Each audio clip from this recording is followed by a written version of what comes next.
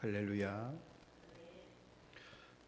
믿음의 공동체가 함께 기도하는 일에 힘쓰고 그들이 성령의 충만함을 받아서 복음을 전하는 일에 앞장섰을 뿐만이 아니라 믿음의 공동체는 한 마음과 또 한 뜻이 되고 합력하여 선을 이루는 천국의 모습을 이루어가게 됩니다. 오늘 본문 말씀을 통해서 먼저 왜 공동체가 하나 되는 것이 중요한지에 대해서 말씀을 좀 드리겠습니다. 여러분, 우리가 신앙생활을 하면서 가장 크게 도전받는 부분 중 하나는 이 공동체라는 거예요. 여러분, 신앙은 하나님과 나와의 1:1 신앙을 통해서 구원이 결정됩니다. 자, 그러나 이 구원을 받은 개인들이 모여서 하나의 신앙의 공동체를 이루는 것은 우리가 이 시대를 살아가는 우리에게 매우 중요하다라는 거예요. 여러분, 오늘날 많은 사람들은 이기주의, 개인주의, 그리고 경쟁과 비교 속에 살아가면서 공동체라는 그 개념에 대한 갈증을 느끼고 살아가고 있다는 겁니다. 자, 그런데 초대교회 공동체는 오늘 우리 교회와 성도가 본받아야 할 중요한 모델을 제시하고 있다는 겁니다. 본문에 등장하는 초대교회 공동체의 장면은 그냥 단순한 그런 아름다운 묘사가 아닙니다. 이는 성령으로 충만한 공동체가 어떻게 합력하여 선을 이루는가를 보여주는 실제적인 증거라는 겁니다. 실제적인 첫 번째 증거는 여러분, 한 마음 한 뜻이 되었다라는 거예요. 이 구절에서 핵심적인 단어는 하나입니다. 하나됨. 자, 이 하나라는 단어는 하나님의 속성이기도 해요. 여러분, 삼위일체, 성부 하나님, 성자 예수님, 성령 하나님은 세 위격, 그러니까 위격인 성부, 성자, 성령으로 나누어 계세요. 그러나 각 위가 개별적 인격처럼 관계하고 또 행동하지만 여러분, 본질적으로 같은 하나님, 한 분의 하나님을 뜻하는 겁니다. 자, 그래서 우리 하나님의 자녀된 우리는 반드시 하나가 되어야 한다는 것을 성경에서는 계속 반복적으로 우리에게 가르치고 있는 겁니다. 자, 또한 교회가 능력이 있고 영향력 있게 세상 속에 살아가기 위해서는 반드시 필요한 것이 뭐냐? 마음의 일치, 하나됨이라는 겁니다. 자, 공동체 안에서 각자의 다른 환경에서 살아오던 사람들이 모이면 의견이 다를 수 있어요. 그러나 교회는 예수 그리스도를 중심으로 모인 믿음의 공동체라는 겁니다. 자, 다시 말씀을 드리면 교회는 하나님의 말씀이 중요하지 개인의 생각이 중요하지 않다라는 거예요. 이렇게 말씀을 드리면 또 오해하는 분들이 계세요. 그러면 우리는 생각 없이 살라는 겁니까? 이렇게 목소리를 높이는 분들이 반드시 있어요. 여러분, 위에 말씀드린 뜻을 이해하지 못하면 죄송하지만 생각 없이 사는 것과 똑같습니다. 여러분, 위에서 말씀드린 개인의 생각이 중요하지 않다라는 것은 내 생각을 먼저 앞세우지 말라는 거예요. 여러분, 가장 우선이 하나님의 말씀을 기준으로 하나님의 뜻이 무엇인지를 깨닫게 되면 각자가 생각하는 것들이 하나로 모아지게 돼 있다라는 겁니다. 만약 여러분, 교회에서 하나님 나라의 일을 할 때에 내가 생각하는 것을 말하고 행동하려고 할 때 여러분, 하나님 뜻에 맞는 걸까라고 생각해 볼 때 잘 모르겠다 라고 생각되어지면 여러분 목회자와 상의하시면 돼요. 여기 서 있는 목사를 여러분들이 얼마나 신뢰하고 계시는지는 잘 모르겠지만 여기 있는 목사를 신뢰할 만한데도 여러분 신뢰하지 않으면 교회 공동체는 하나가 될 수 없고 또 교회가 부흥하거나 개혁될 수 없습니다. 죄송하지만 여러분들은 군소중앙교회에서 오래 신앙생활을 다 대부분이 하셨어요. 그렇죠? 그러나 저는 여기 온 지 지금 딱 제가 날수를 세보니까 5개월 하고 딱 10일 됐어요. 여러분 그래도 현 시점에서 볼 때 여러분 교회를 사랑하고 아끼는 마음은 여러분 누구보다 크다고 자부합니다. 여러분 한 마음 한 뜻이 된다라는 것은 여러분 우리 마음의 중심과 방향이 하나님께 향해 있다라는 뜻이에요. 그리고 같은 목표를 가지고 함께 움직인다라는 겁니다. 자, 우리가 다르게 생각할 수도 있지만 예수님을 사랑하는 마음, 그리고 복음을 전하고자 하는 열정, 교회 공동체에 관한 유익, 그리고 서로를 세워가는 마음이 같을 때 여러분 한 마음이 된다라는 거예요. 신앙의 본질이 무엇인지를 잊지 않는다라면 여러분 우리는 다양성 속에서도 하나를 이루어갈 수 있다라는 겁니다. 자, 두 번째 증거는 뭐냐? 은혜를 받은 자는 나눔을 실천한다라는 거예요. 33절부터 35절의 말씀에서 은혜의 시작은 복음이다라고 말하고 있습니다. 자, 사도들이 예수님의 부활을 증언할 때에 성도들이 마음 깊이 큰 은혜를 받았다라고 말하고 있어요. 여러분 은혜는 단지 그냥 감정적인 위로가 아닙니다. 여러분 은혜는 예수님의 십자가 부활을 통해서 죄사함과 그리고 새 생명을 얻은 감격, 바로 구원의 감격이에요. 여러분 구원의 감격이 있는 사람은 제일 먼저 복음을 나눕니다. 동의를 안 하십니까? 여러분 구원의 감격이 있으세요? 다 잊어버리셨죠? 내가 지금 구원의 감격이 있는지 없는지, 내가 정말 예수님 믿어서 구원받아서 지금 천국의 소망을 바라보고 가고 있는 건지 없는 건지 여러분 다 잊으셨어요? 여러분 구원의 감격이 있는 사람은요 제일 먼저 복음을 나눈다고요. 여러분 예수 그리스도를 전합니다.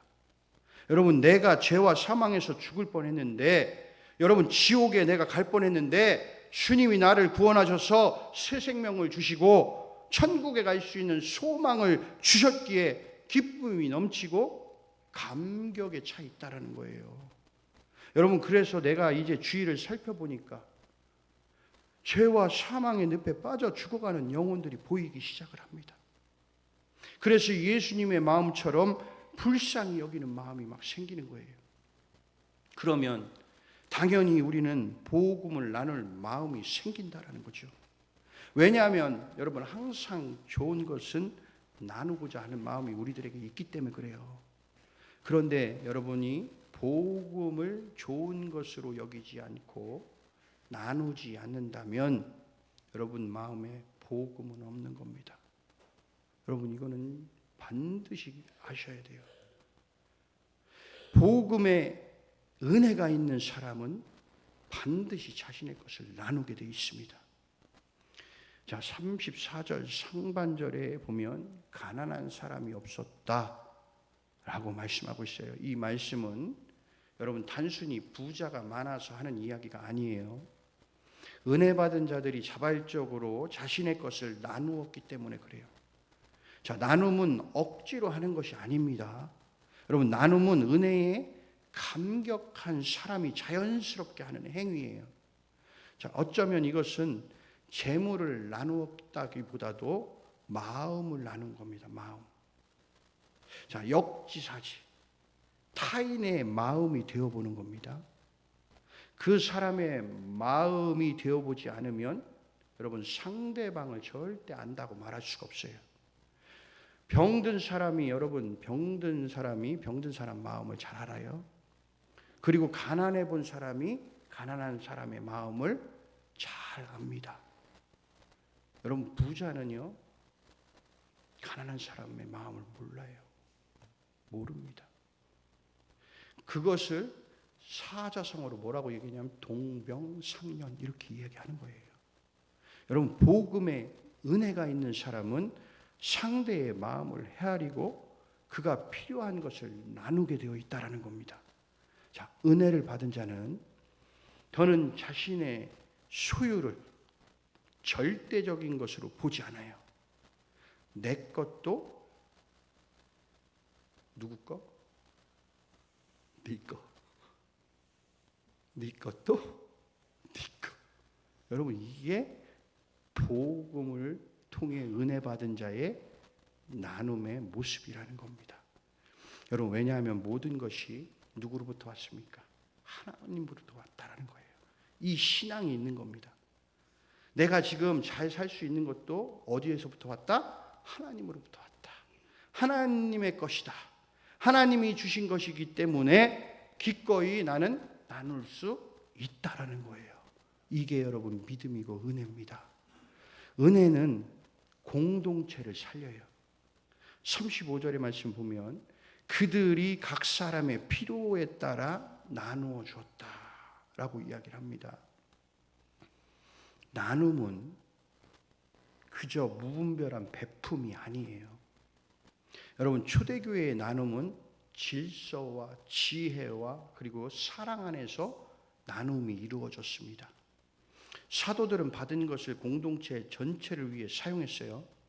각 사람의 필요에 따라 가장 약한 자, 가장 가난한 자부터 채워져 갔어요. 자, 이것을 보고 어떤 무식한 사람들은요, 복음을 사회주의라고 말하는 사람들이 있어요. 이것은 복음이 알려준 여러분 자유민주주의, 자유경제체제예요. 사회주의, 공산주의 체제는 부자건 가난하건 모두 뭐예요? 똑같이 모든 백성에게 25만 원씩 나눠주는 거예요. 다음 세대가 어떻게 되든 말든 경제가 어떻게 되든 말든 여러분 보편적 복지 평등을 주장합니다. 자 그러면 무식한 사람들의 주장대로 복음이 사회주의고 예수님이 사회주의자였다라고 말하는 사람들 말대로면 국민들 모두에게 25만 원씩 나눠줬어요. 그럼 가난한 사람이 있어야 돼요? 없어야 돼요? 없어야 되죠. 성경대로라면 없어야 돼요. 그런데 성경은 그렇게 이야기하잖아요. 34절에서 뭐라고 얘기합니까? 가난한 사람이 없었다. 여러분 왜냐하면 당시 그들의 필요에 따라 100만 원이 필요한 사람은 100만 원을, 50만 원이 필요한 사람은 50만 원을, 저 사람은 5만 원이 필요해 5만 원을 이렇게 나눠줬어요. 이게 그 당시 초대교회가 행한 그들의 모습입니다. 오병이어 사건은 이와 같은 맥락입니다. 잘 들으셔야 돼요. 예수님께서 10,000명이 넘는 사람들 배불리 먹었다라는 거예요. 성경에서는 5,000명이라고 이야기하지만 남자가 10,000명 이상이 되는 사람들입니다. 그리고 12광주리가 남았어요. 만약에 사회주의 경제체제라면 모든 사람들에게 똑같이 물고기 2마리, 보리떡 5개를 나눠줬다라고 칩시다. 다. 그럼 이 양은 어린아이가 먹을 양이에요. 왜? 그 도시락은 누구 도시락이었으니까? 어린아이의 도시락이었으니까. 그럼 어른 중에 배가 많이 고픈 사람들, 그리고 다른 사람들보다 먹는 양이 2배가 되는 사람들, 배가 고파요? 안 고파요? 배가 고프죠. 당연히 배가 고파요. 그런데 그 자리에 배고픈 사람이 있었어요? 없었어요? 없었어요. 모두 각자가 충분히 배가 부를 만큼 먹을 것을 줬어요. 이래도 여러분 예수님이 사회주의자예요? 이렇게 이야기하는 사람들이 있다고요. 여러분 그래서 성경은 자유 경제 체제를 인정하는 거고 자연스럽게 오른쪽을 바라보게 되어 있다라는 겁니다. 여러분, 사도들은 주님의 뜻에 따라 가장 어려운 이웃부터 나누고 채워갑니다. 그 결과 교회는 세상에서 보기 드문 공동체가 된 겁니다. 서로가 서로를 책임지고 돌보는 하나님 나라의 모델이 그대로 초대교회에 이루어진 겁니다. 사랑하는 성도 여러분, 오늘날 교회가 이 정신을 회복해야 됩니다. 우리 교회가 이 정신을 먼저 회복해 나가기를 주님의 이름으로 간절히 축원합니다. 여러분, 세 번째 증거는요, 나눔을 실천한 바나바라는 인물이 등장을 해요. 자, 바나바는 원래 이름이 요셉. 하지만 사도들은 그를 바나바, 위로의 아들이라고 불렀습니다. 자, 이것은 단순한 별명이 아니라 그의 삶의 방식을 보여주고 있는 겁니다. 그는 그냥 말로, 행동으로, 그리고 나눔으로 사람들을 격려하고 세워주는, 위로하는 사람이었다라는 거예요. 자, 나눔은 단지 줄 수 있는 어떤 여유에서 나오는 것이 아닙니다. 누군가를 살리고 위로하고 싶은 마음에서 그저 흘러나오는 겁니다. 나는, 여러분 생각하세요. 나는 내 말과 삶으로 공동체를 위로하고 격려하는 사람인가? 여러분, 되돌아보게 하는 오늘 말씀이에요. 37절 말씀을 보면 그가 밭이 있음에 팔아 그 값을 가지고 사도들의 발 앞에 두리라. 여러분, 여기에서 바나바는 자신의 밭, 즉 생계의 기반이 될 수도 있는 재산을 팔아서 그 돈을 공동체를 위해 헌신적으로 바칩니다. 자, 이 나눔은 여러분 억지나 의무가 아니라 사랑과 믿음으로 공동체에 대한 책임감에서 비롯되었다라는 거예요. 여러분, 바나바는 단순히 그냥 조금 나눴다가 아니라 자신의 삶의 일부를 공동체에 헌신했다라는 겁니다. 저는 군서중앙교회를 알고 있어요. 여러분, 이 군서중앙교회도 그렇게 세워진 교회가 아닙니까? 맞죠? 아니에요? 그렇게 세워졌잖아요. 여러분, 바나바는 단지 재정적으로만 나눈 사람이 아니었어요.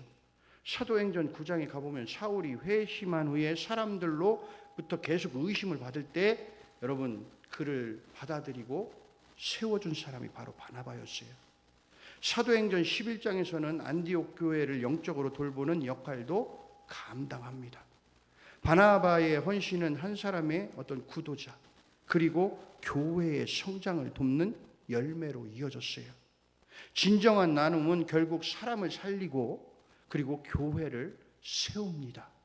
여러분, 사랑하는 영들 여러분, 우리도 바나바처럼 살 수 있어요. 믿습니까? 여러분, 오늘 내가 가진 작은 것이라도 하나님께 드릴 수 있다면, 오늘 내 말 한마디로 누군가를 위로하고 격려할 수 있다면, 오늘 내가 가진 재능과 시간과 물질로 누군가를 살릴 수가 있다면, 그것이 바로 은혜 받은 자의 나눔이고 바나바처럼 살아가는 삶이다라는 거예요. 여러분, 하나님의 은혜는 단지 내가 구원받은 기쁨으로 끝나지 않아요. 여러분, 이걸 잘 아셔야 돼요. 그 은혜는 이웃을 향한 손, 공동체를 향한 책임, 세상을 향한 섬김으로 이어져야 한다라는 겁니다. 여러분, 이제 매일 자신에게 묻기를 바랍니다. 나는 진짜 은혜를 받았는가? 그 은혜가 나의 손과 발, 물질, 시간, 마음에까지 영향을 과연 미치고 있는가?